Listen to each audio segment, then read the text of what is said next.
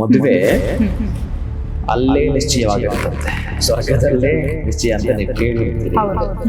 ಹಂಗ ನಿಶ್ಚಯ ಆಗಿದ್ರೆ ಯಾಕೆ ಇಲ್ಲಿ ಕಿತ್ತಾಡ್ಕೊಂಡು ಜಗಳ ಆಡಿ ವಿಚ್ಛೇದನ ಪಡ್ಕೊಳ್ತಾರ ಗೊತ್ತಿಲ್ಲ. ಆಮೇಲೆ ಈಗಿನ ಶಾಸ್ತ್ರಗಳು ನನಗೆ ಗೊತ್ತಿರೋ ಹಾಗೆ ಯಾರು ಮಾಡ್ತಿರ್ತೀವಿ ಅಲ್ವೇ ಇಲ್ಲ. ಆಕ್ಚುಲಿ ಅವರು ಒಪ್ಪಲ್ಲ, ಇವರು ಒಪ್ಪಲ್ಲ, ಹಾಗೆ ನಡೀತಿರ್ತವೆ. ಇವರಿಗೆ ಹೆಣ್ಣು ಹುಡುಕಾಟ ಮಾಡಿದರೆ ಬಹುಶಃ ಜಾಬ್ ಇಲ್ಲ ಅಂದ್ರು ಮನೆಯಲ್ಲಿ ಅಪ್ಪ ಅಮ್ಮ ನೋಡ್ಕೊಳ್ಳುವಂತ ಹೆಣ್ಣು ಮಗು ಸಾಕು, ನಮಗೆ ಒಂದಷ್ಟು ಓದಿದ್ದು ತಿಳುವಳಿಕೆ ಇರತಕ್ಕಂಥದ್ದು, ಹುಟ್ಟುವ ಮಕ್ಕಳಿಗೆ ಒಂದಷ್ಟು ಅಕ್ಷರವನ್ನು ಕಲಿಸುವಂತ ತಾಯಿ ಇದ್ರೆ ಸಾಕು ಅಂತ ಇಲ್ಲಿ ಕಾಂಪ್ರಮೈಸ್ ಆಗ್ತಾನೆ ಹುಡುಗ. 2000 ಮೇಲ್ಪಟ್ಟು ಮದುವೆಗಳು ಮಾಡಿಸಿರ್ತೀನಿ, ಮೀನ್ಸ್ ಕಲ್ಸ್ಕೊಟ್ಟಿರ್ತೀನಿ ಹುಡುಗರನ್ನ. ನಾನು ಕೆಲವೊಂದಕ್ಕೆ ಮಾತ್ರ ಸಪ್ತಪದಿ ಹೋಗ್ತೀನಿ, ಕೆಲವೊಂದಕ್ಕೆ ಹೋಗಕ್ಕಾಗಲ್ಲ. ಆ ವಿಚ್ಛೇದನ ಅನ್ನೋ ಪದ, ಆ ಡಿವೋರ್ಸ್ ಅನ್ನೋ ಪದ ಯಾವುದೇ ಕಾರಣಕ್ಕೂ ಅವರ ಬದುಕಿರುವ ತನಕ ಅವರ ಬಾಯಲ್ಲಿ ಬರಲ್ಲ. ಕಿವಿಗೆ ಓಲೆ ಇಡಬೇಕು ಅಂತಂದ್ರೆ ಆ ಓಲೆಗೆ ಚುಚ್ಚಬೇಕಾಗುತ್ತೆ, ನೋಟ್ ತಗೊಳ್ಬೇಕಾಗುತ್ತೆ. ಹೀಗೇನೆ ನಾನೇನ್ ಹೇಳ್ತೀನಿ ಅಂತಂದ್ರೆ ಬಹುಶಃ ಈ ಇಬ್ಬರ ಜೀವನದಲ್ಲಿ ಆ ಸಣ್ಣ ನೋವು ಕೂಡ ಇಲ್ಲದೆ ಜೀವನ ಮಾಡ್ಲಿಕ್ಕೆ ಸಾಧ್ಯ ಇದೆ ಅನ್ನೋದನ್ನ ವಧುವಿಗೆ ವರನ ಹುಡುಕಾಟ, ಆ ವರನಿಗೆ ವಧುವಿನ ಹುಡುಕಾಟ ಕೂಡ ಅಷ್ಟೇ ಕರೆಕ್ಟ್ ಆಗಿರಬೇಕು. ನಮಸ್ಕಾರ, ಶುಭೋದಯ ಪ್ರೀತಿಯ ವೀಕ್ಷಕರೆಲ್ಲರಿಗೂ ಸಂಕಲ್ಪ ಸುದ್ದಿ ಕಾರ್ಯಕ್ರಮಕ್ಕೆ ಆತ್ಮೀಯ ಪ್ರೀತಿಯ ಸ್ವಾಗತ ಹೇಳ್ತಾ ಇರೋದು ನಾನು ಅನುಷಾ. ಮೊದಲನೇ ಬಾರಿ ನಮ್ಮ ಚಾನಲ್ ವೀಕ್ಷಿಸ್ತಾ ಇದ್ದೀರಾ ಅಂದರೆ ಈಗಲೇ ನಮ್ಮ ಚಾನಲ್ನ ಸಬ್ಸ್ಕ್ರೈಬ್ ಮಾಡಿ, ನಮ್ಮ ವಿಡಿಯೋಸ್ನ ಲೈಕ್ ಮಾಡಿ. ಏನು ಪ್ರತಿಯೊಂದು ವಿಡಿಯೋಸಲ್ಲಿ ಕೂಡ ಸಾಕಷ್ಟು ಉಪಯುಕ್ತವಾಗಿರುವಂಥ ವಿಚಾರಗಳು, ವೇದ, ಶಾಸ್ತ್ರ, ಪುರಾಣ, ಜ್ಯೋತಿಷ್ಯ, ವಾಸ್ತು, ಯಾವುದೇ ರೀತಿಯಾಗಿರುವಂಥ ಸಮಸ್ಯೆಗಳಿದ್ದಲ್ಲಿ ಸರಳವಾಗಿರುವಂಥ ರೆಮಿಡೀಸ್ಗಳನ್ನ ತಿಳಿಸ್ಕೊಡುವಂಥ ಸ್ಪಿರಿಚುವಲ್ ಗುರು ಡಾಕ್ಟರ್ ವಿಷ್ಣುದತ್ತ ಗುರುಜಿಯವರಿದ್ದಾರೆ. ಬನ್ನಿ ಗುರುಗಳನ್ನ ಇವತ್ತಿನ ಕಾರ್ಯಕ್ರಮಕ್ಕೆ ನಾವು ಬರಮಾಡ್ಕೊಳ್ಳೋಣ. ನಮಸ್ತೆ ಗುರುಗಳೇ, ಶುಭೋದಯ ಕಾರ್ಯಕ್ರಮಕ್ಕೆ ಭಕ್ತಿಯ ಸ್ವಾಗತ. ಗುರುಗಳೇ, ಈ ಸಾಕಷ್ಟು ಬಾರಿ ಮದುವೆ ವಿಚಾರವಾಗಿ ನಾವು ಮಾತಾಡಿದಾಗ ಮದುವೆ ಅನ್ನೋಂಥದ್ದು ಶಾಸ್ತ್ರಬದ್ಧವಾಗಿ ನಡಿಬೇಕು, ಅದೇ ರೀತಿ ನೀವು ವಿಚಾರಗಳನ್ನ ನಮಗೆ ತಿಳಿಸ್ಕೊಡ್ತಿರ್ತೀರ. ಆದರೆ ಇತ್ತೀಚೆಗೆ ಏನಾಗ್ಬಿಟ್ಟಿದೆ, ಈ ಡೈವರ್ಸ್ ಅನ್ನೋ ಸಂಖ್ಯೆ ಜಾಸ್ತಿ ಆಗಿಬಿಟ್ಟಿದೆ. ಈಗ ಮದುವೆ ಆಗಿರ್ತಾರೆ, 2 ತಿಂಗಳಾಗಿರುತ್ತೆ, ಆಗಲೇ ನೋಡಿದ್ರೆ ಡೈವರ್ಸು. ನಾವು ಒಂಥರ ಆಶ್ಚರ್ಯವಾಗುತ್ತೆ. ಲವ್ ಮಾಡಿ ಮದುವೆ ಆಗಿರೋದು ಡೈವರ್ಸ್ ಕಥೆಗಳು ಕೇಳಿಬಿಟ್ಟು ಒಂಥರ ಏನಪ್ಪ ಎಲ್ಲನೂ ತುಂಬ ಚೆನ್ನಾಗೇ ಮಾಡಿದರು ಮದುವೆ, ಯಾಕೆ ಹಿಂಗಾಯಿತು, ಅನುಕೂಲವಾಗಿದ್ದಾರೆ, ಯಾಕೆ ಡೈವರ್ಸ್ ಆಯಿತು ಅಂತ. ಸೊ ವಿಚಾರ ಇಷ್ಟೇ, ಈ ಡೈವರ್ಸ್ ಅನ್ನೋಂಥದ್ದು ಆಗಬಾರ್ದು. ಮದುವೆ ಆದಮೇಲೆ ಗಂಡ ಹೆಂಡತಿ ಇಬ್ಬರು ಅನ್ಯೋನ್ಯವಾಗಿ ಮ್ಯೂಚುವಲ್ ಅಂಡರ್ಸ್ಟ್ಯಾಂಡಿಂಗ್ ಆಗಿ ಚೆನ್ನಾಗಿರಬೇಕು ಅಂತಂದರೆ ಇಲ್ಲಿ ಏನು ತುಂಬ ಇಂಪಾರ್ಟೆಂಟ್ ಆಗುತ್ತೆ ಗುರುಗಳೇ? ಅಂದರೆ ಶಾಸ್ತ್ರಗಳ ಬದ್ಧವಾಗಿ ಮದುವೆ ಮಾಡುವಂಥದ್ದು, ದಿನ, ತಿಥಿ, ವಾರ, ನಕ್ಷತ್ರ, ಮುಹೂರ್ತ ಇದೆಲ್ಲ ನೋಡಿ ಮಾಡಿದಾಗ ಡೈವರ್ಸ್ ಅನ್ನೋಂಥದ್ದು ಆಗಲ್ವಾ? ಅಥವಾ ಡೈವರ್ಸ್ ಅನ್ನೋಂಥದ್ದು ಆಗೋದಕ್ಕೆ ಏನು ಕಾರಣ? ನಮ್ಮದು ಡೈವರ್ಸ್ ಆಗಬಾರ್ದಪ್ಪ, ಚೆನ್ನಾಗಿರಬೇಕು ಅಂತಂದರೆ ಈಗ ಮದುವೆ ಆಗೋವಂಥವ್ರು ಏನು ಫಾಲೋ ಮಾಡಬೇಕು? ಸೊ ಬಹುಶಃ ಈ ವಿಚಾರ ತಿಳ್ಕೊಂಡ್ರೆ ಈ ಥರ ಆಗ್ತಿರೋಂಥ ಸಮಸ್ಯೆಗಳು ಕಡಿಮೆ ಆಗುತ್ತೆ ಅಂತ ಗುರುಗಳೇ. ದೊಡ್ಡ ಸಬ್ಜೆಕ್ಟ್ ಇದು. ಓಂ ವಿಶ್ವಸ್ಮೈ ನಮಃ. ಪ್ರೀತಿಯ ಬಂಧುಗಳೇ, ಇದು ಏನು ಗೊತ್ತಮ್ಮ, ಮದುವೆ ಅಲ್ಲೇ ನಿಶ್ಚಯವಾಗಿರ್ತಂತೆ, ಸ್ವರ್ಗದಲ್ಲೇ ನಿಶ್ಚಯ ಅಂತ ನೀವು ಕೇಳಿರ್ತೀರಿ. ಹಂಗೆ ನಿಶ್ಚಯ ಆಗಿದ್ರೆ ಯಾಕಿಲ್ಲಿ ಇವ್ರು ಕಿತ್ತಾಡ್ಕೊಂಡು ಜಗಳ ಆಡಿ ವಿಚ್ಛೇದನ ಪಡ್ಕೊಳ್ತಾರ ಗೊತ್ತಿಲ್ಲ ನನಗೆ. ನೀವು ಲವ್ ಮಾಡಿರಿ ಅಥವಾ ಅರೇಂಜ್ ಮಾಡಿರಿ, ಒಟ್ಟಾರೆಯಾಗಿ ಅದು ಬರದಿದ್ದರೆ ಆಗುವಂಥದ್ದೇ. ಅಂದರೆ ತಪ್ಸಕ್ಕಾಗಲ್ಲ ಅಂತೀರ ಗುರುಗಳು? ಅಲ್ಲ, ನನ್ನ ಪ್ರಕಾರ ಆಗುತ್ತೆ. ನಾನು ಎಲ್ಲಿಗೆ ಮಾತಾಡೋದು ಅಂತಂದರೆ, ನೀವು ಕರೆಕ್ಟಾಗಿ ಈಗ ನೋಡಿ ರ್ಯಾಂಕ್ ಬಂದಲ್ಲ ಈ ಮಕ್ಕಳು, 600ಕ್ಕೆ 600 ತೊಗೊಂಡಿದ್ದಾರೆ ಕೆಲವರೆಲ್ಲ. ಆಗೋದೇ ಇಲ್ಲ ನಂಗೆ ಅಲ್ವಲ್ಲ, ಆಗುತ್ತೆ ಅಲ್ಲ, ಆಗಿದೆಯಲ್ಲ. ಇನ್ನೊಬ್ಬರದು 600ಕ್ಕೆ 556, 596 ತೆಗೆದಿದ್ದಾರಲ್ಲ, ಆಗಲ್ಲ ಅಂತ ಎಲ್ಲೂ ಇಲ್ಲ. ನಾನು ಅದನ್ನೇ ಏನು ಹೇಳ್ತೀನಿ ಅಂತಂದರೆ, ಈ ಆರ್ಷ ಸಂಪ್ರದಾಯ ಏನು ಮಾತನಾಡುತ್ತೆ ಅಂತಂದರೆ, ಬಹುಶಃ ನೀವು ಶಾಸ್ತ್ರಗಳನ್ನು ಮಾಡೋದು, ಆಮೇಲೆ ಈಗಿನ ಶಾಸ್ತ್ರಗಳು ನನಗೆ ಗೊತ್ತಿರೋ ಹಾಗೆ ಯಾರೂ ಮಾಡ್ತಿಲ್ಲ, ಅಲ್ವೇ ಇಲ್ಲ. ಆ್ಯಕ್ಚುಲಿ ಅವರು ಒಪ್ಪಲ್ಲ, ಇವರು ಒಪ್ಪಲ್ಲ, ಹಾಗೆ ನಡೀತಿರ್ತವೆ. ತುಂಬ ಶಾರ್ಟ್ ಕಟ್ಸ್ ಮಾಡ್ಕೊಂಡು, ಇದು ಮೈನ್, ಇದು ಈ ಶಾರ್ಟ್ಸ್ ಕಟ್ಸ್ ಇದೆಯಲ್ಲ, ಹಾಗೆ ಕಡಿತಾ ಕಡಿತಾ ಕಡಿತಾ ಮಾಡಿ ಮಾಡಿ ಮಾಡಿ ಮಾಂಗಲ್ಯನ ಕೂಡ ಕಡಿತ ಮಾಡಿ ಇಷ್ಟೆಷ್ಟು ಅಂದ್ಬಿಟ್ಟಿದ್ದಾರೆ. ಅದನ್ನು ಚೂರು ಮಾಡಾಕಿದ್ದಾರೆ. ಇನ್ನು ಎಲ್ಲಿ ಇರ್ತಾರೆ ಜೊತೆಯಲ್ಲಿ? ನಂತರ ಇವತ್ತಿನ ಧಾವಂತದ ದಿನಗಳು ಹಾಗೆ ಇದ್ದಾವೆ. ಆಮೇಲೆ ಇವರಿಬ್ಬರಿಗೂ ನೀಡ್ಸಿದಾವಲ್ಲ, ಆ ಹುಡುಗನಿಗೂ ಜಾಬ್ ಹುಡುಗಿನೇ ಬೇಕು, ಈ ಹುಡುಗಿಗೂ ಜಾಬ್ ಇರೋನೇ ಬೇಕು. ಈ ಆಯ್ಕೆಯಲ್ಲಿ ಕೆಲವೊಂದು ರಾಂಗ್ ಇದೆ. ಅಂದ್ರೆ ಎಕ್ಸ್ಪೆಕ್ಟೇಷನ್ ಜಾಸ್ತಿ ಇದ್ದಾಗ ಸಮಸ್ಯೆ ಆಗ್ಬೋದು ಅಂತ. ಅದೇ ತರ ಇರಬೇಕು ಅಥವಾ ದುಡ್ಡು ಒಳ್ಳೆ ಕೆಲಸದಲ್ಲಿ ಇರಬೇಕು. ಅದೇ ಈಗ ನೋಡಿ, ಒಂದು ಹೇಳ್ತೀನಿ, ಹುಡುಗ ಅನ್ನುವವನು ಒಂದು ಕೆಲಸದಲ್ಲಿರ್ತಾನೆ, ಒಂದಷ್ಟು ಎಕ್ಸ್ಪೀರಿಯೆನ್ಸ್ ಮಾಡಿ ಅವನಿಗೆ ಅನುಭವ ಇದ್ದು ಜಾಬ್ ಮಾಡಿಕೊಂಡು ಅಪ್ಪ ಅಮ್ಮನ ನಿಭಾಯಿಸ್ಕೊಂಡು, ಈಗ ಅಪ್ಪ ಅಮ್ಮಂದು ದುಡಿಮೆ ಇಲ್ಲ ಅಂದರೆ ಹುಡುಗನದ್ದು ದುಡಿಮೆ ಇತ್ತು, ಹೇಗೋ ಸಂಸಾರವನ್ನು ನಿಭಾಯಿಸ್ಕೊಂಡು ಹೋಗ್ತಿದ್ದಾನೆ ಅಂತಂದರೆ, ಇವನಿಗೆ ಹೆಣ್ಣು ಹುಡುಕಾಟ ಮಾಡಿದರೆ ಬಹುಶಃ ಜಾಬ್ ಇಲ್ಲ ಅಂದರೂ ಮನೆಯಲ್ಲಿ ಅಪ್ಪ ಅಮ್ಮನ ನೋಡ್ಕೊಳ್ಳೋಂಥ ಹೆಣ್ಣು ಮಗು ಸಾಕು, ನಮಗೆ ಒಂದಷ್ಟು ಓದಿದ್ದು ತಿಳುವಳಿಕೆ ಇರತಕ್ಕಂಥದ್ದು, ಹುಟ್ಟೋ ಮಕ್ಕಳಿಗೆ ಒಂದಷ್ಟು ಅಕ್ಷರವನ್ನು ಕಲಿಸುವಂಥ ತಾಯಿ ಇದ್ದರೆ ಸಾಕು ಅನ್ನೋದನ್ನು ಇಲ್ಲಿ ಕಾಂಪ್ರಮೈಸ್ ಆಗ್ತಾನೆ ಹುಡುಗ. ಆದರೆ ಈ ಹುಡುಗಿ ಆಕಸ್ಮಿಕ ಜಾಬ್ಗೆ ಏನಾದರೂ ಹೋದರೆ, ಈ ಹುಡುಗಿ ಜಾಬ್ಗೆ ಹೋದರೆ ಜಾಬ್ ಇಲ್ಲದ ಹುಡುಗನ ಮದುವೆ ಆಗ್ತಾಳಾ? ಖಂಡಿತ ಸಾಧ್ಯ ಇಲ್ವಲ್ಲ.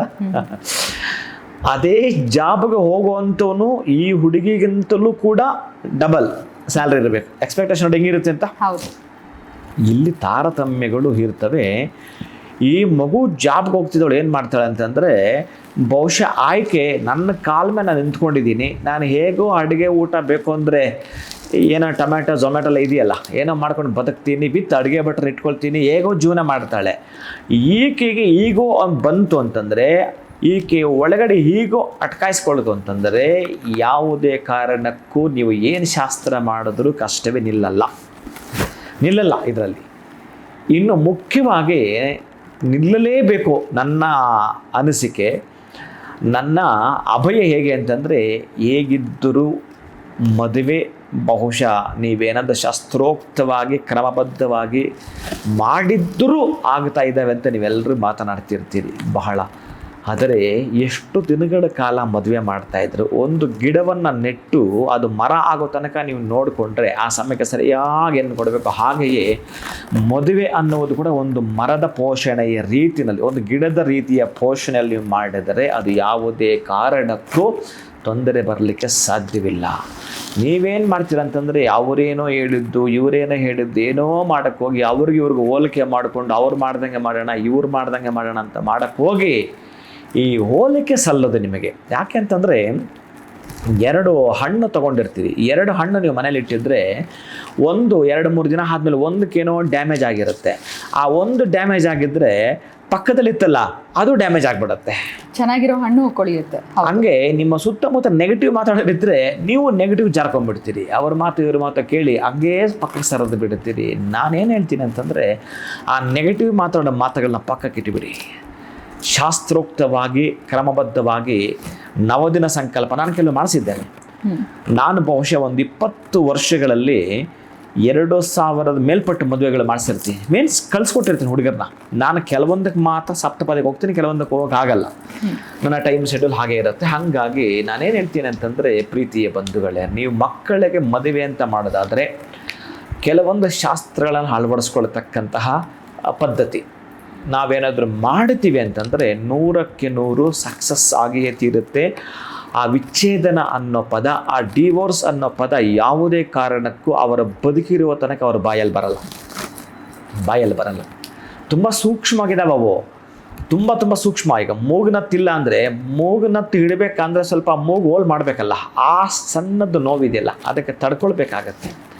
ಕಿವಿಗೆ ಓಲೆ ಇಡಬೇಕು ಅಂತಂದರೆ ಆ ಓಲೆಗೆ ಸ್ವಲ್ಪ ಚುಚ್ಚಬೇಕಾಗುತ್ತೆ, ಆ ನೋವು ತಡ್ಕೊಳ್ಬೇಕಾಗತ್ತೆ.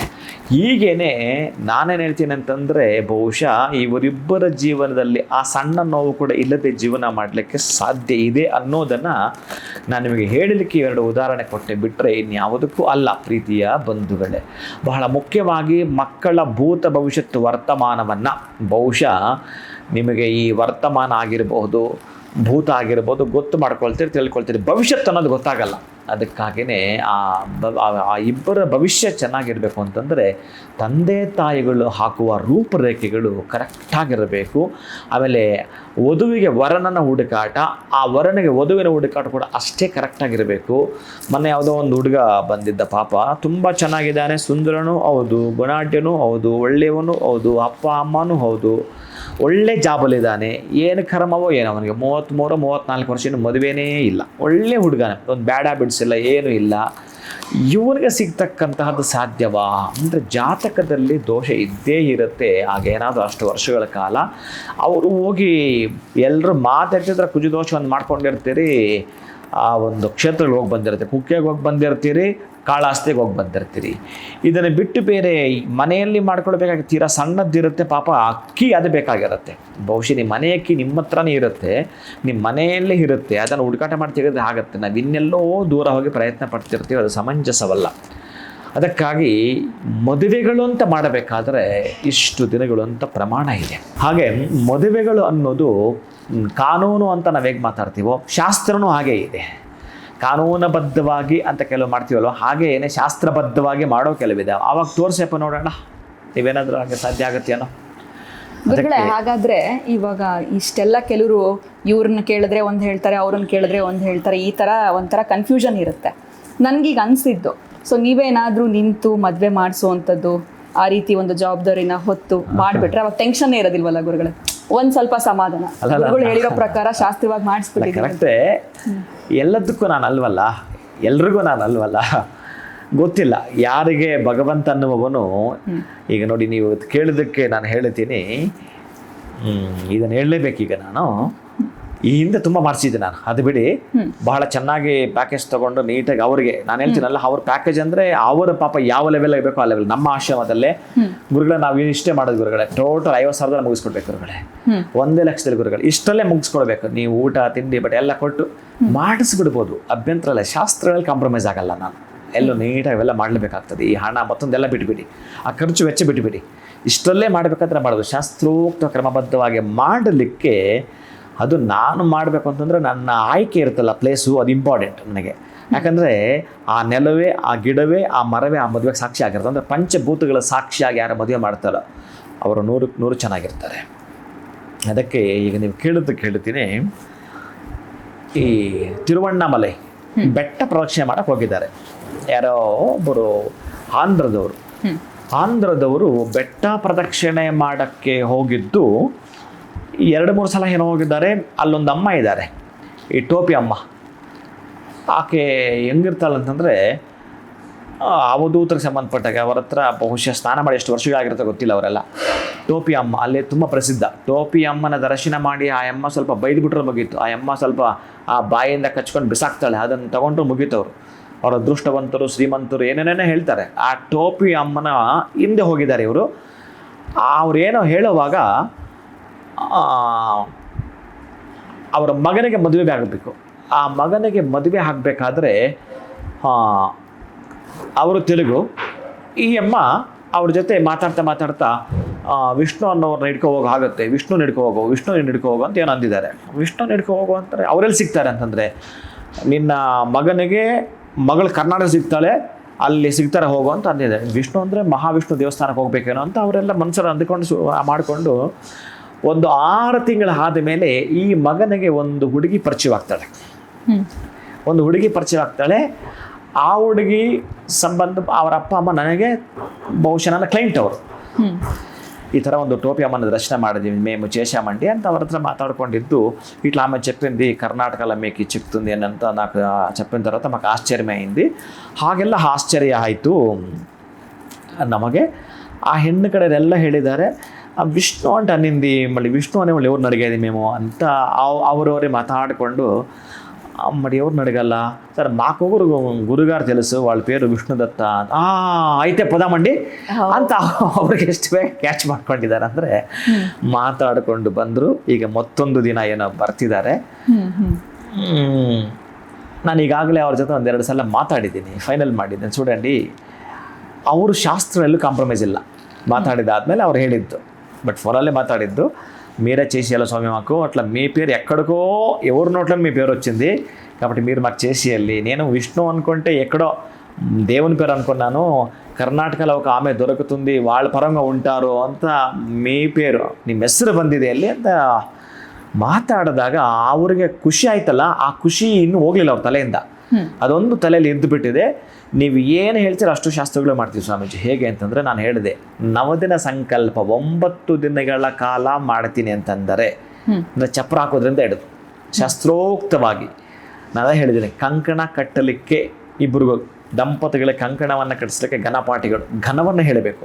ವೇದ ಪ್ರಮಾಣ ತುಂಬ ಚೆನ್ನಾಗಿ ಅದ್ಭುತವಾಗಿ ಘನವನ್ನು ಹೇಳಬೇಕು. ಅಂತಹ ಘನಪಾಠಿಗಳನ್ನು ಕರೆಸಿ ಕಂಕಣವನ್ನು ಕಟ್ಟಿಸಿದ್ರೆ ನೆಕ್ಸ್ಟು ಇಬ್ಬರು ಘನಪಾಠಿಗಳಿಂದ ಮಾಂಗಲ್ಯದ ಒಂದು ಪೂಜೆ ಮಾಡಿಸಿ ನೆಕ್ಸ್ಟು ಅದೇ ಇಬ್ಬರು ಘನಪಾಠಿಗಳಿಂದ ಆ ವೇದ ಮಂತ್ರ ಹೇಳುವಾಗ ಅದಕ್ಕೆ ಸಂಬಂಧಪಟ್ಟ ಎಲ್ಲ ಕಾರ್ಯಕ್ರಮ ಮಾಡುತ್ತಾ ಈ ಒಂದು ಮಾಂಗಲ್ಯ ಧಾರಣೆ ಮಾಡುವಾಗ ಕಾರಕ್ಕೆ ಗೊತ್ತಿರೋರು ನಾಟು ವೇದ ಇಲ್ಲಿ. ಯಾಕಂದರೆ ಮಾಂಗಲ್ಯಕ್ಕೆ ವೇದ ಮಂತ್ರ ಇಲ್ಲ.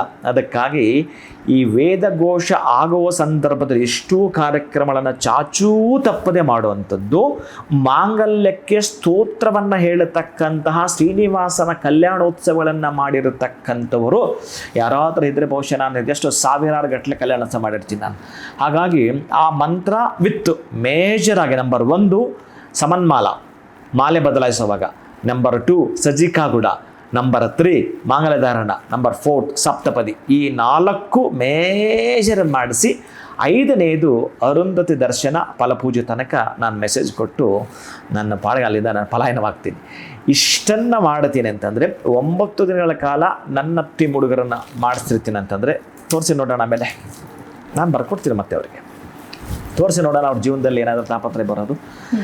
ಇಷ್ಟು ಬಹುಶಃ ಅವ್ರ ಹತ್ರ ಒಂದು 30 నిమిషం మాట్లాడిర్ತೀನಿ నేను ఫోನಲ್ಲಿ.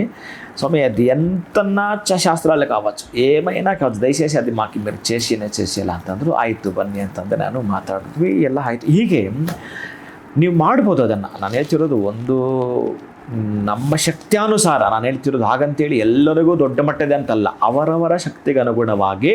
ಈಗ ಶಾಸ್ತ್ರಗಳು ಮಾಡಲಿಕ್ಕೆ ಈ ನೀವು ಹೇಗಿದ್ರು ಒಂದು ಮದುವೆ ಅಂತಂದರೆ ಒಂದು 10 ಜನಕ್ಕಾದರೂ ಊಟವನ್ನು ಮಾಡಿಸ್ತೀರಿ ಕೊಡ್ತೀರಿ ಅನ್ನುವಾಗ ಕನಿಷ್ಠ ಪಕ್ಷ ನೀವು ಶಾಸ್ತ್ರಗಳನ್ನ ಲೋಪ ಮಾಡದೆ ಮಾಡ್ತೀನಿ ಅಂತಂದರೆ ನಾನು ಹೇಳೋದು ನಂಬರ್ 1ನೇದು ಮುಹೂರ್ತ. ಅದಕ್ಕೂ ಮೊದಲು ಜಾತಕಗಳನ್ನು ಹೊಂದಾಣಿಕೆ ಮಾಡುವಂಥದ್ದು. ಲಗ್ನ ಕುಂಡ್ಲಿ ಮ್ಯಾಚಿಂಗ್ ನಾನು ಮೊದಲು ಅದನ್ನು ನೋಡೋದು. ಲಗ್ನ ಕುಂಡ್ಲಿ ಮ್ಯಾಚಿಂಗಿಂದ ಹಿಡಿದು ನಾನು ಸ್ವಲ್ಪ ಇಣಿಕೆ ಎಲ್ಲಿ ನೋಡ್ತೀನಿ ಅಂತಂದರೆ ಲಗ್ನ ಕುಂಡ್ಲಿ ಮ್ಯಾಚ್ ಜೊತೆಗೆ ಇವರಿಬ್ಬರಿಗೂ ಯಾವ ತಿಂಗಳು ಸರೋಗುತ್ತೆ ಅದು ನಾನೇ ಕೊಡ್ತೀನಿ. ಅವ್ರು ಹೇಳ್ದಾಗ ನಾನು ಕೇಳಲ್ಲ, ತಿಂಗಳು ನಾನು ಕೊಡೋಕ್ಕಾಗಲ್ಲ, ನಾನು ಹೇಳಿ ತಿಂಗಳಲ್ಲಿ ಮದುವೆ ಮಾಡ್ಕೊ, ಹೀಗೆ ಆ ತಿಂಗಳು ಕೊಡ್ತೀನಿ, ಆ ಮಾಸ ಕೊಡ್ತೀನಿ, ಆ ಮಾಸಾಧಿಪತಿ ಚೆಕ್ ಮಾಡ್ತೀನಿ. ಆ ಮಾಸಾಧಿಪತಿಯನ್ನು ಜೊತೆಗೆ ಅಲ್ಲಿರ್ತಕ್ಕಂತಹದ್ದು ಈ ಶುಕ್ರ ಮತ್ತು ಗುರು ಅಸ್ತೋದಯ ಕಾಲಗಳನ್ನು ಅಧಿಕವನ್ನು ಎಲ್ಲ ಗಮನಿಸ್ತೇನೆ. ಗಮನಿಸಿದ್ದಾದ ಮೇಲೆ ಆ ಮುಹೂರ್ತ ಕೊಡ್ತೀವಿ ಅಂದ ಮೇಲೆ ಇನ್ನು ಶಾಸ್ತ್ರೋಕ್ತ ಮದುವೆಯನ್ನು ಮಾಡ್ತೀವಿ ಅಂದ ಮೇಲೆ ಬಹುಶಃ ತೋರಿಸಿ ನೋಡೋಣ. ನಾನು ಹೇಳೋದು ಇಷ್ಟೇ, ಒಂದು ಗಿಡ ನೆಟ್ಟಿದೆ ಅಂತಂದರೆ ಅದು ಕರೆಕ್ಟಾಗಿ ಗೊಬ್ಬರವನ್ನು ಅದಕ್ಕೆ ಸಮಯಕ್ಕೆ ಸರಿಯಾಗಿ ನೀರನ್ನು ಉಣಿಸಿದ್ರೆ ಯಾಕೆ ಗಿಡವಾಗಿ ಬೆಳೆಯಲ್ಲ? ಅದಕ್ಕೆ ನೀವು ನೀಟಾಗಿ ಅದಕ್ಕೆ ಸಂಬಂಧಪಟ್ಟ ಪಟಾಲ ಹಾಕಿದ್ರೆ ಆಗ್ಲೇಬೇಕಲ್ಲ. ಯಾರಾದ್ರೂ ಇಷ್ಟಪಟ್ಟು ನೀವು ಹೇಗೆ ಹೇಳಿದ್ರು ಅದೇ ಶಾಸ್ತ್ರಬದ್ಧವಾಗಿ ನಾವು ಫಾಲೋ ಮಾಡ್ತೀವಿ ಗುರುಗಳ, ಎಷ್ಟು ಡೇಸ್ ಹೇಳಿದ್ರು ನಮ್ಗೆ ಓಕೆ ಅನ್ನೋದಾದ್ರೆ ಅವ್ರಿಗೆ ನೀವು ನಾನು ಅದೇ ಹೇಳ್ತೀನಲ್ಲ, ನಾನು 2 ಸಂದರ್ಭ ನಿಮ್ಗೆ ಎಚ್ಚರಿಸಿ ಹೇಳ್ತೀನಿ. ಮಕ್ಕಳಿಗೆ ವಿದ್ಯಾಭ್ಯಾಸ ಅಂಡ್ ಮ್ಯಾರೇಜ್ ಮಾಡುವಾಗ ಈ 2 ಟೈಮಲ್ಲಿ ಎಚ್ಚೆತ್ಕೊಳ್ಳಿ, ನಾನು ಇರ್ತೀನಿ ಅಂತ ಹೇಳಿರ್ತೀನಿ. ಮಕ್ಕಳು ಒಳ್ಳೆ ಮಾರ್ಕ್ಸ್ ತೆಗೆದಿರ್ತಾರೆ, ಈ ಅಪ್ಪ ಅಮ್ಮದೊಂದು ತಲೆನೋವು, ಇವ್ರಿಗೆ ಏನೋ ಇಂಟ್ರೆಸ್ಟು, ಪಕ್ಕದ ಮನೆಗೆ ಜ್ಞಾಪಕ ಇಟ್ಕೊಂಡ್ಬಿಟ್ಟಿರ್ತಾರೆ, ಅಥವಾ ಅವ್ರ ರಿಲೇಷನ್ ಯಾರು ಜ್ಞಾಪಕ ಇಟ್ಕೊಂಡು ಅದನ್ನೇ ಮಾಡು ಅವ್ರೇನೋ ಅಂತಾರೆ ಅದನ್ನೇ. ಈ ಮಗುಗೆ ಅದು ಇಷ್ಟ ಇರಲ್ಲ.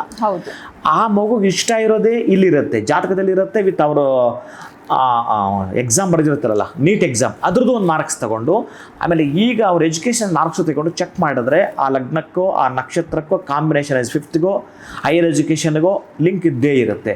ಇವ್ರದ್ದು ಹಠ ಬಿದ್ದು ಪಾಪ ಆ ಮಗುನ ಹಾಳು ಮಾಡ್ತಾರೆ. ಅದಕ್ಕೆ ಆ ಒಂದು ಎಕ್ಸಾಮ್ ಟೈಮಲ್ಲಿ ವಿತ್ ಮ್ಯಾರೇಜ್ ಟೈಮಲ್ಲಿ ಇವೆರಡು ಎಕ್ಸಾಮ್ಗಳು ಅವರಿಗೆ ಪರೀಕ್ಷೆಗಳು, ಇವೆರಡು ದೊಡ್ಡ ಪರೀಕ್ಷೆಗಳಿವು. ಯಾಕಂದರೆ ಜಾಬ್ ಪಡ್ಕೊಳ್ಳೇಬೇಕು ಅವರು. ಆಮೇಲೆ ಮದುವೆ ಅಥವಾ ಸಂಸಾರ ನಿಭಾಯಿಸಬೇಕು ಅಂತಂದರೆ ಈ ಬ್ರಹ್ಮಚರ್ಯದ ಗೃಹಸ್ಥಾಶ್ರಮಕ್ಕೆ ಹೋಗಬೇಕಾದ್ರೆ ಇವೆರಡನ್ನು ಅಚ್ಚುಕಟ್ಟಾಗಿ ಮಾಡಿದ್ರೆ ತೊಂದರೆ ತಾಪತ್ರಯ ಖಂಡಿತ ಬರಲಿಕ್ಕೆ ಸಾಧ್ಯವೇ ಇಲ್ಲ. ಪ್ರೀತಿಯ ಬಂಧುಗಳೇ, ಇವೆಲ್ಲವೂ ಕೂಡ ದೈವ ನಿರ್ಣಯ ಇರುತ್ತೆ. ಅಯ್ಯೋ ನಮ್ಮ ಮನೆ ಬರೋದಲ್ಲಿ ಬರದಂಗೆ ಆಗುತ್ತೆ ಬಿಡು ಅಂತ ಕೆಲವರು ಅಂತಿರ್ತಾರೆ. ನಮ್ಮ ಮನೆ ಬರೋದಲ್ಲಿ ಬರದಂಗೆ ಆಗಿರ್ತೀವಿ ಬರುತ್ತೆ. ನೀವು ಮಧ್ಯದ ನಡ್ಕೊಂಡು ಹೋಗ್ತೀರೇನೋ? ನಡ್ಕೊಂಡು ಹೋಗ್ತೀರಾ ಮಧ್ಯದ ರೋಡಲ್ಲಿ? ಅಲ್ಲಿ ಮಾತ್ರ ತಲೆ ಉಪಯೋಗಿಸ್ತೀರಿ, ಸೈಡಿಗೆ ಬರ್ತೀರಿ. ಅವಾಗ ಹಣೆ ಬರೋದಿಲ್ವಾ? ಅದಕ್ಕೆ ನಾನೇನು ಹೇಳ್ತೀನಿ ಅಂತಂದರೆ, ಸಾಧ್ಯವಾದಷ್ಟು ಸ್ವಲ್ಪ ಗಮನಿಸೋದು ಕಲಿತ್ಕೊಳ್ಳಿ. ಗಮನಿಸಿ ಏನು ಮಾಡಿದ್ರೆ, ಯಾವಾಗ ಮಾಡಿದ್ರೆ, ಎಲ್ಲಿ ಮಾಡಿದ್ರೆ, ಯಾರಿಂದ ಮಾಡಿಸಿದ್ರೆ, ಎಂಥ ಮಾಡಿಸಿದ್ರೆ, ಏನು ಮಾಡಿದ್ರೆ ಸರಿಯಾಗುತ್ತೆ ಅಂತ ಸ್ವಲ್ಪ ಬುದ್ಧಿಯನ್ನು ಉಪಯೋಗಿಸ್ತಕ್ಕಂತಹದ್ದನ್ನು ಮಾಡಿದಾಗ 100ಕ್ಕೆ 100 ಮಕ್ಕಳ ಭೂತ ಭವಿಷ್ಯತ್ ವರ್ತಮಾನಗಳನ್ನು ತಂದೆ ತಾಯಿಗಳು ಒಂದು ಸಲ ಅವಲೋಕನವನ್ನು ಮಾಡಿದರೆ ಅವರ ಭವಿಷ್ಯ ಚೆನ್ನಾಗಿರುತ್ತೆ. ಅದು ನಿಮ್ಮ ಕೈಲಿರುತ್ತೆ. ನಿರ್ಧಾರ ಮಾಡಿಕೊಳ್ಳಿ ಪ್ರೀತಿಯ ಬಂಧುಗಳು. ಒಂದೊಂದು ಸಲ ಅಪ್ಪ ಅಮ್ಮ ಕೂಡ ಯಾರ ಮಾತೋ ಕೇಳಿಕೊಂಡು ಈ ಹೆಣ್ಮಕ್ಳು ಕೆಲವರು ಚೆನ್ನಾಗಿರ್ತಾರೆ, ಅಪ್ಪ ಅಮ್ಮನ ಮಾತು ಮೀರೋದಿಲ್ಲ, ಅಪ್ಪ ಅಮ್ಮ ಹೇಳಿದಂಗೆ ಆಗಲ್ಲ ಅಂತೇಳಿ ಅವ್ರ ಮಾತು ಕೇಳ್ಕೊಂಡು ಎಕ್ಕೊಟ್ಕೊಂಡು ಹೋಗಿರ್ತಾರೆ ಕೆಲವರೆಲ್ಲ ಕೂಡ. ಅಲ್ಲೂ ಕೂಡ ತೊಂದರೆ ತಾಪತ್ರ ಅನುಭವಿಸೋದು. ನಾನು ಹೇಳ್ತಿರೋದು ಅರೇಂಜ್ ಮ್ಯಾರೇಜಲ್ಲೂ ಕರೆಕ್ಟ್ ಇರಲ್ಲ, ಲವ್ ಮ್ಯಾರೇಜಲ್ಲೂ ಕರೆಕ್ಟ್ ಇರಲ್ಲ. ನಾನು ಹೇಳ್ತಾ ಇದ್ದೀನಲ್ಲ, ಅಲ್ಲೂ ನೀವು ಚೆನ್ನಾಗಿ ಗಮನಿಸಬೇಕು ಕರೆಕ್ಟ್ ಇದೆಯಾ ಇಲ್ವಾ ಅಂತ. ಹಾಗೆ ಎರಡನ್ನು ಕೂಡ ಪರಾಮರ್ಶೆ ಮಾಡಿ ಪರಿಶೀಲಿಸಿ 10 ಸಲ ಪರೀಕ್ಷಿಸಿ ನೀವು ಆ ಹುಡುಗನ ಗುಣಗಳು ಮ್ಯಾಚ್ ಆಗಬೇಕು ರೀ. ಮಾರ್ಕ್ಸ್ ಬಿಟ್ಬಿಡಿ, ಅದು ಕೇವಲ 1% ಇಲ್ಲ. ಹಾಗೆ ಮನಸ್ಸಿನ ನಿಮ್ಮ ಒಳ ಮನಸ್ಸಿದೆಯಲ್ಲ ಅದು ಮ್ಯಾಚ್ ಆಗಬೇಕು. ಹೊರನೋಟಕ್ಕೆ ಏನೇನೋ ಮಾತಾಡ್ತಾರೆ, ಆಡಂಬರ ಮಾತಾಡ್ತಾರೆ, ಏನೇನೋ ಯುಗ ತೋರಿಸ್ತಾರೆ, ಅವ್ಯಾವೂ ಅಲ್ಲ. ಇನ್ನರ್ ಸೈಡ್ ಇಬ್ಬರು ಕೂಡ ಅರ್ಥ ಮಾಡಿಕೊಂಡು ಬದುಕಲಿಕ್ಕೆ ನವಾಂಶವೂ ಬೇಕು, ಈ ಕಡೆ ರಾಶಿ ಕುಂಡ್ಲಿಯೂ ಬೇಕು. ಹಾಗೆ ಇಬ್ಬರು ಕೂಡ ಈ ಹಿಂದಿನ ಜನ್ಮದಲ್ಲಿ ಇವರಿಬ್ಬರು ಏನಾದರೂ ಗಂಡ ಹೆಂಡತಿನ ಆಗಿದ್ರಾ, ಅಥವಾ ಇವರಿಬ್ಬರು ಫ್ರೆಂಡ್ಸಾ, ಇಲ್ಲಿಂದ ಆಚೆಗೆ ಇವರು ಕಂಟಿನ್ಯೂ ಮಾಡ್ತಾರಾ, ಮತ್ತೆಲ್ಲ ದುರಂತ ಕಾಣ್ತಾರಾ, ಇವರು ಸುಖವಾಗಿರ್ತಾರಾ, ಆನಂದವಾಗಿರ್ತಾರಾ, ಇಷ್ಟನ್ನು ಗಮನಿಸಿ ನೀವು ಮಕ್ಕಳಿಗೆ ಧಾರೆ ಎರೆದು ಕೊಟ್ಟರೆ, ಕನ್ಯಾದಾನವನ್ನು ಮಾಡಿಕೊಟ್ರೆ ಏನು ಅದ್ಭುತ ಗೊತ್ತಾ. ಕನ್ಯಾದಾನದ ಬಗ್ಗೆ ಏನಾದರೂ ತಿಳಿಸಿದ್ರೆ ಬಹುಶಃ ಬಂಧುಗಳೇ ಅದೊಂದು ಅದ್ಭುತ. ಅದೇ ಒಂದು ಎಪಿಸೋಡ್ ಆಗುತ್ತೆ, ಅದೇ ಒಂದು ನಿಮಿಷ 1 ತಾಸಾಗುತ್ತೆ. ಕನ್ಯಾದಾನ ಅನ್ನೋ 4 ಅಕ್ಷರ ನಾವೇನನ್ನು ಮಾತಾಡಿದ್ರೆ 1 ತಾಸಿದೆ ಪ್ರೀತಿ ಬಂಧುಗಳೇ. ಹೆಣ್ಣು ಹೆತ್ತವರು ಬಹಳ ಪುಣ್ಯಾತ್ಮರಂತೆ, ಬಹಳ ಪುಣ್ಯಾತ್ಮರಂತೆ. ಬಹುಶಃ ಈ ಕಡೆ 10 ಜನ್ಮಗಳು, ಆ ಕಡೆ 10 ಜನ್ಮಗಳು ಹೇಳ್ತಾನೆ. ಅಷ್ಟೊಂದು ಪುಣ್ಯದ ಕೆಲಸವಂತೆ ಮದುವೆ ಅನ್ನುವುದು. ಅದನ್ನು ಕ್ರಮಬದ್ಧವಾಗಿ, ಶಾಸ್ತ್ರೋಕ್ತವಾಗಿ, ವೇದೋಕ್ತವಾಗಿ ಮಾಡೋದನ್ನು ನೀವು ಮಾಡಿದರೆ, ಅದರಲ್ಲೂ ಕೂಡ ಸುಮುಹೂರ್ತದಲ್ಲಿ, ಸುಲಗ್ನದಲ್ಲಿ, ಸುದಿನದಲ್ಲಿ ನೀವೇನಾದರೂ ಮಾಡಿದ್ದೇ ಆದರೆ ಆ ಒಂದು ದಂಪತಿಗಳು 100 ಕಾಲ ಚೆನ್ನಾಗಿರ್ತಾರೆ ಪ್ರೀತಿಯ ಬಂಧುಗಳೇ. ಅಂತಹದ್ದನ್ನು ಮಾಡುವ ಪ್ರಯತ್ನವನ್ನು ಮಾಡಿಕೊಡಿ. ಹಾಗಂತೇಳಿ ನಾನು ಹೇಳಿದ್ದೇನಂತ ನಾನೇ ಮಾಡಬೇಕು ಅಂತಲ್ಲ, ನೀವು ಯಾರನ್ನಾದರೂ ತಿಳಿದು ಕರೆಕ್ಟಾಗಿ ಆ ಪದ್ಧತಿಯಲ್ಲಿ ಮಾಡಿಸ್ಕೊಳ್ಳೋ ಪ್ರಯತ್ನವನ್ನು ಮಾಡಿಕೊಳ್ಳಿ. ಅದರಲ್ಲಿ ನಿಮ್ಮ ಶಕ್ತಿಯಾನುಸಾರ ಶಾಸ್ತ್ರಗಳು ಮಾಡಲಿಕ್ಕೆ ನಿಮ್ಮ ಶಕ್ತಿಯಾನುಸಾರ ಏನು ಬೇಕಾಗಿಲ್ಲ, ದೊಡ್ಡ ಶಕ್ತಿ ಏನು ಬೇಕಾಗಿಲ್ಲ. ಶಾಸ್ತ್ರಗಳನ್ನು ಅಳವಡಿಕೆ ಮಾಡಿಕೊಂಡು ಮಾಡುವ ಪ್ರಯತ್ನವನ್ನು, ಮಕ್ಕಳ ಭವಿಷ್ಯ ಬರೀತಕ್ಕಂತಹ ಭಾಷ್ಯಕಾರ ನೀವಾಗಿರ್ತೀರಿ, ಅವರ ಸುಖ ಸೌಖ್ಯಕ್ಕೆ ಕಾರಣರು ನೀವಾಗಿರ್ತೀರಿ, ಅವರ ಭೋಗ ಭಾಗ್ಯಕ್ಕೆ ಕಾರಣರು ನೀವಾಗಿರ್ತೀರಿ. ಒಂದು ಸಲ ನೀವು ಎಚ್ಚೆತ್ಕೊಳ್ಳಿ ಪ್ರೀತಿಯ ಬಂಧುಗಳು. ಖಂಡಿತ ಗುರುಗಳೇ, 100ಕ್ಕೆ 100 ಸತ್ಯವಾಗಿರುವಂಥ ಮಾತನ್ನು ಹೇಳಿದ್ರಿ. ಎಲ್ಲವೂ ಕೂಡ ದೈವ ನಿರ್ಣಯ ಅಥವಾ ನಮ್ಮ ಹಣೆ ಬರ, ಅದಕ್ಕೆ ಹೀಗಾಯಿತು ಅಂತ ಆಮೇಲೆ ನಾವು ಒಂಥರ ರಿಗ್ರೆಟ್ ಫೀಲ್ ಮಾಡ್ತಾ ಇರ್ತೀವಿ ಅಂತ ಹೇಳ್ಬೋದು. ಆದರೆ ಎಲ್ಲೋ ಒಂದು ಕಡೆ ಶಾಸ್ತ್ರಬದ್ಧವಾಗಿ ಆದಾಗ, ವಿಶೇಷವಾಗಿ ನೀವು ಹೇಳಿದಾಗ ಈ 9 ದಿನಗಳು ಈ ಥರ ಮಾಡಿದ್ರೆ ತೋರಿಸಿ ಎಲ್ಲಿರುತ್ತೆ ಸಮಸ್ಯೆ, ಖಂಡಿತವಾಗ್ಲೂ ಇರೋದಿಲ್ಲ ಅಂತ. ಜೊತೆಗೆ ಎಲ್ಲಿ ನಾವು ಎಡುತ್ತೀವಿ ಆ ಎಕ್ಸ್ಪೆಕ್ಟೇಷನ್ನು, ಆಸೆ ಅನ್ನುವಂಥದ್ದು ಬರುತ್ತೆ, ಮಿಸ್ಅಂಡರ್ಸ್ಟ್ಯಾಂಡಿಂಗ್ಸು. ಪ್ರಥಮವಾಗಿ ನೀವು ಜಾತಕ ಮ್ಯಾಚಿಂಗಿಂದ ಹಿಡಿದು ಮುಹೂರ್ತದವರೆಗೂ ನೋಡಿದಾಗ ಖಂಡಿತವಾಗ್ಲೂ ಸಮಸ್ಯೆ ಅನ್ನುವಂಥದ್ದು ಬರೋದಿಲ್ಲ ಅಂತ ಹೇಳಿದ್ರಿ. ಉತ್ತಮವಾಗಿರುವಂಥ ವಿಚಾರವನ್ನು ನಮ್ಮ ವೀಕ್ಷಕರಿಗೆ ತಿಳಿಸ್ಕೊಟ್ಟಿದ್ದೀರಾ. ಆದರೂ ಕನ್ಯಾದಾನದ ಬಗ್ಗೆ ಮುಂದಿನ ಸಂಚಿಕೆಯಲ್ಲಿ ಯಾವತ್ತಾದ್ರೂ ತಿಳ್ಕೊಳ್ಳುವಂಥ ಒಂದು ಅವಕಾಶ ನಮಗೆ ಮಾಡಿಕೊಡಿ ಅಂತ ಹೇಳ್ತೀನಿ ಗುರುಗಳೇ. ಧನ್ಯವಾದಗಳು ಇಷ್ಟೆಲ್ಲ ಮಾಹಿತಿ ತಿಳಿಸಿದ್ದಕ್ಕೆ. ನಮಸ್ಕಾರ. ಹರೇ ಶ್ರೀನಿವಾಸ. ಸೊ ತುಂಬ ಸಮಸ್ಯೆಗಳಾಗ್ತಾ ಇದೆ. ಇತ್ತೀಚೆಗೆ ಮದುವೆ ಆಗಿತ್ತು, ತುಂಬಾ ಅಂಡರ್ಸ್ಟ್ಯಾಂಡಿಂಗ್ ಇದ್ದರು, ಆದರೆ ಸಡನ್ನಾಗಿ ಡೈವರ್ಸ್ ಆಯಿತು ಅಂತ ಕೇಳಿದಾಗ ಪ್ರತಿಯೊಬ್ಬರಿಗೂ ಬೇಜಾರಾಗುತ್ತೆ. ಸೊ ಡೈವರ್ಸ್ ಆಗಬಾರ್ದು ಲೈಫಲ್ಲಿ ಅಂತಂದರೆ ಯಾವ ರೀತಿಯಾಗಿರುವಂಥ ಎಚ್ಚರಿಕೆ ಕ್ರಮಗಳನ್ನ ವಹಿಸಬೇಕಾಗತ್ತೆ ಬಿಫೋರ್ ಮ್ಯಾರೇಜ್ ಅನ್ನುವಂಥದ್ದು. ಸೊ ಶಾರ್ಟ್ಕಟ್ಸನ್ನ ಹುಡ್ಕಕ್ಕೆ ಹೋಗಬೇಡಿ, ಶಾಸ್ತ್ರಬದ್ಧವಾಗಿ ಮಾಡಿದಾಗ ಖಂಡಿತವಾಗ್ಲೂ ಡೈವರ್ಸ್ ಅನ್ನುವಂಥದ್ದು ಆಗೋದಿಲ್ಲ ಅಂತ ಹೇಳ್ತಾ ವಿಡಿಯೋನ ಮುಗಿಸುವಂಥ ಸಮಯ ಆಗಿದೆ. ನಮಸ್ಕಾರ.